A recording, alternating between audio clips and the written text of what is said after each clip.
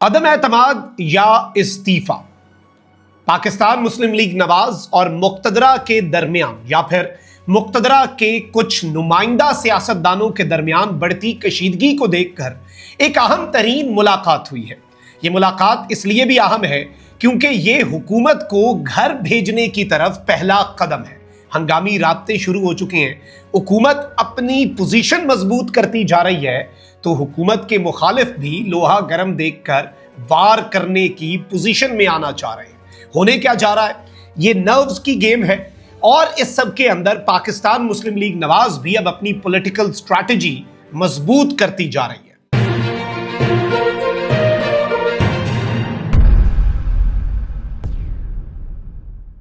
بسم اللہ الرحمن الرحیم، السلام علیکم، میں ہوں مخدوم شہاب الدین۔ یکم اگست 2026 ہفتے کا دن۔ ناظرین اکرام، کچھ انتہائی عام ترین اپڈیٹس ہیں جو آپ کے سامنے رکھنی ہے پاکستان کے political landscape per. There is a lot of stuff which is going on, بہت کچھ ہو رہا ہے اور گتھیاں سلجھنے کے بجائے الجھتی جا رہی ہیں۔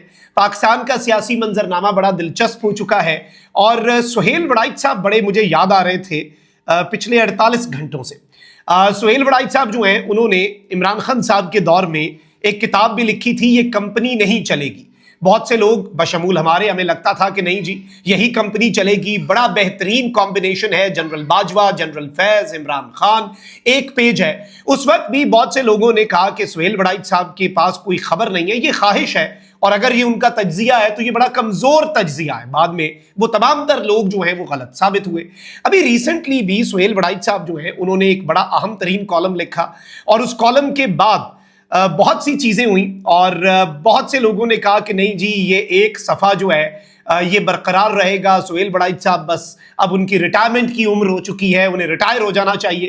لیکن اب یوں لگ رہا ہے کہ انہوں نے اس حکومت اور موجودہ سیٹ اپ کے حوالے سے جو بات کی، دیکھیں دراڑ تو ہے، میں یہ نہیں کہوں گا کہ بھائی بہت بڑی لڑائی ہو گئی، اگر یہ ہم کہتے ہیں تو یہ بھی زیادتی ہوگی کیونکہ ہم نے ذرا ریئلسٹکلی چیزوں کو اینالائز کرنا ہے۔ ابھی بھی اگر میں اینالائز کروں تو بہت بہترین ورکنگ ریلیشن ہے شہباز شریف صاحب کا مقتدرہ کے ساتھ، اسٹیبلشمنٹ کے ساتھ، اور یہ مین چیز ہے۔ لیکن یہاں پر جو آپ کہتے ہیں نا کہ مین چیز ہے، باٹم لائن یہ ہے کہ نواز شریف گروپ کے جو کرتا دھرتا یا پھر سرکردہ مسلم لیگ نواز کے رہنما ہیں وہ دراصل ایکٹیو ہوئے ہیں اور اب وہ ٹف ٹائم دے رہے ہیں، اور وہ محسن نقوی ہو جائیں، علیم خان ہو جائیں، ان کے اوپر وہ چڑھ دوڑے ہوئے ہیں۔ تو ذرا اس سچویشن کو اینالائز کر لیتے ہیں۔ پاکستان پیپلز پارٹی بدستور وہی بات جو پہلے سے کرتی آئی ہے وہی ریپیٹ کر رہی ہے کہ نئے صوبے نہیں بننے۔ وزیر اعلیٰ نے بھی سٹیٹمنٹ دے دی، سعید غنی صاحب نے بھی پریس کانفرنس کر دی، اور یہ پریس کانفرنس جو ہے کیا یہ محسن نقوی صاحب کی پریس کانفرنس کا جواب ہے یا D G I S P R صاحب کی پریس کانفرنس کے بعد اس کی ضرورت پڑی، اسے بھی اینالائز کر لیتے ہیں۔ لیکن اس سے پہلے اگر ابھی تک آپ نے اس ویڈیو کو لائک نہیں کیا، لائک ضرور کر دیں، کامنٹ سیکشن میں رائے کا اظہار بھی کیجیے گا اور پاکستان زندہ باد کا نعرہ کامنٹ سیکشن میں ضرور لکھیں۔ اور اس سارے سیاسی معاملے پر آپ کی رائے اہم ہے، کسی سیاستدان کی، کسی سیاسی جماعت کی رائے میرے نزدیک اہم نہیں ہے، تو اپنی رائے کا اظہار ضرور کیجیے گا۔ میں بلکہ سیاسی معاملات پر تو بالخصوص جو آپ کی رائے ہے، آپ کے کامنٹ سے ایک ایک کو پڑھتا ہوں تاکہ مجھے زبان خلق کا اندازہ ہو جائے جو نقارہ خدا ہوتی ہے اور جو جمہوریت میں ہمارے ملک کے آئین کے مطابق سب سے طاقتور آواز ہے وہ آپ کی ہے۔ کوئی اسے اگنور کرے، کوئی کاکروچ سمجھے، کوئی کیڑے مکوڑے سمجھے، وہ الگ بات ہے، لیکن ویل اویئر عوام ہے اور سیاسی شعور جو عوام میں ہے وہ مجھ سے زیادہ ہے، اور جب ہم کامنٹس پڑھتے ہیں تو ہمیں اندازہ بھی ہو جاتا ہے۔ جلدی خبروں پر آتے ہیں۔ سب سے پہلے تو سعید غنی صاحب نے کہا ہے کہ سندھ کے عوام، سندھ کے منتخب نمائندے، سندھ کی اسمبلی کہتی ہے سندھ میں کسی نئے صوبے کی ضرورت نہیں۔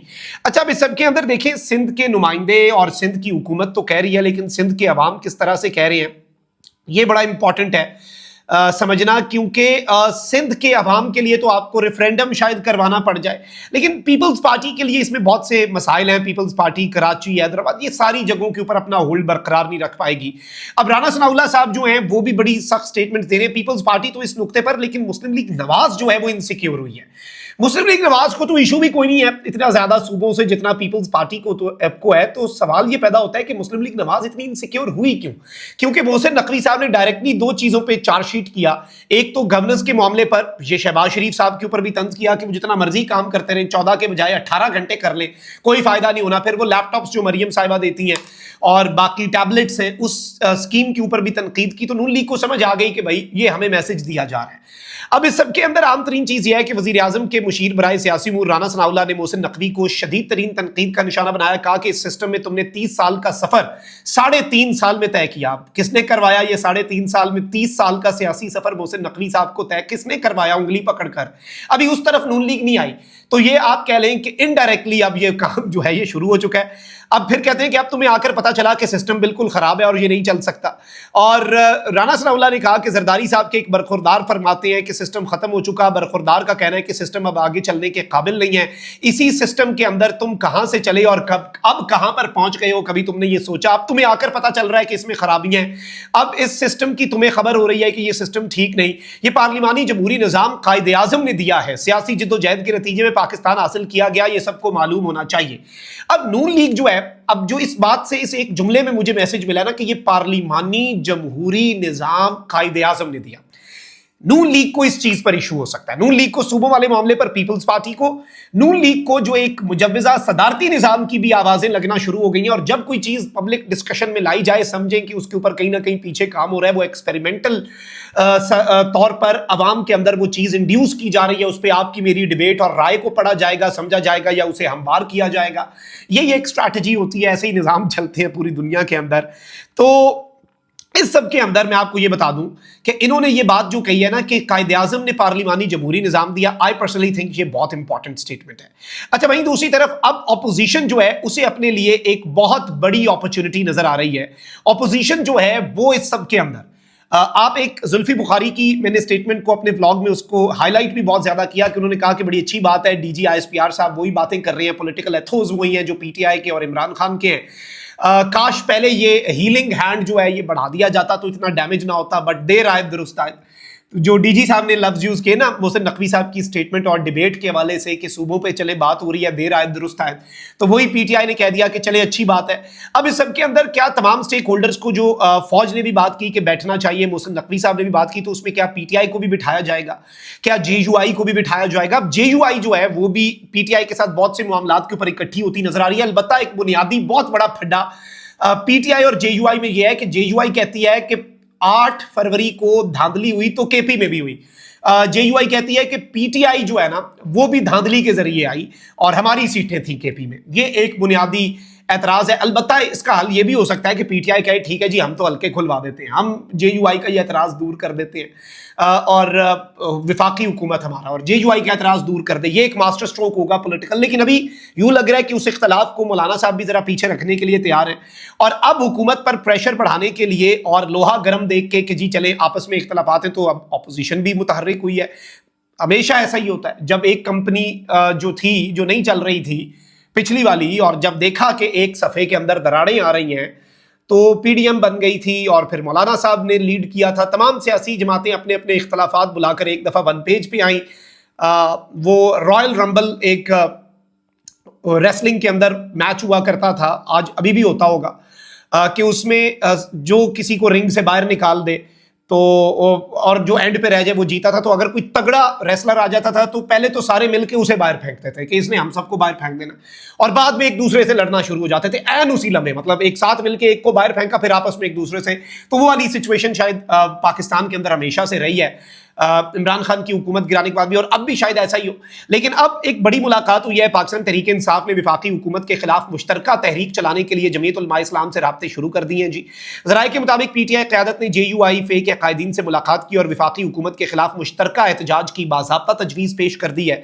पीटीआई ज़राए ये बता रहे हैं कि जमीयत उलमा इस्लाम फे ने फिलहाल मुश्तरका एहतजाज की हिमायत नहीं की। जेयूआई का मौक़िफ़ है कि एहतजाज से कबल दोनों जमातों के दरमियान मुकम्मल एतमाद बहाल होना चाहिए। पीटीआई और जेयूआई फे क़यादत के दरमियान आइंदा इंतखाबात में मुश्तरका हिकमत अमली पर भी गौर हुआ कि आइंदा हम शायद इलेक्शंस के अंदर भी कोई इत्तेहाद कर सके। इस हवाले से तर्जुमान पीटीआई खैबर पख्तूनख्वा शौकत यूसुफजई ने बताया कि जेयूआई फे कायदीन से मुलाकातें जो हैं वो बिल्कुल हो रही हैं, मैं इसकी तस्दीक करता हूँ। शौकत यूसुफजई ने कहा कि मौलाना फजल रहमान से बराह रास्त मुलाकातें हो चुकी हैं। विफाकी हुकूमत के खिलाफ मौसर तहरीक चलाने पर दोनों जमातों में हम आहंगी पाई जाती है। दोनों जमातें मुतअद्दिद मामलात पर मुत्तफिक होने के करीब पहुंच चुकी हैं। मौलाना साहब भी अपनी मूवमेंट स्टार्ट करने के मूड में ہیں, پی ٹی آئی بھی کہہ رہی ہے, اب تو وہ سہیل آفریدی صاحب نے بھی کہہ دیا تھا کہ میں اب واپسی کا راہ نہیں ہے, آخری حد تک جائیں گے, 26 نومبر کا بھی ذکر کر دیا.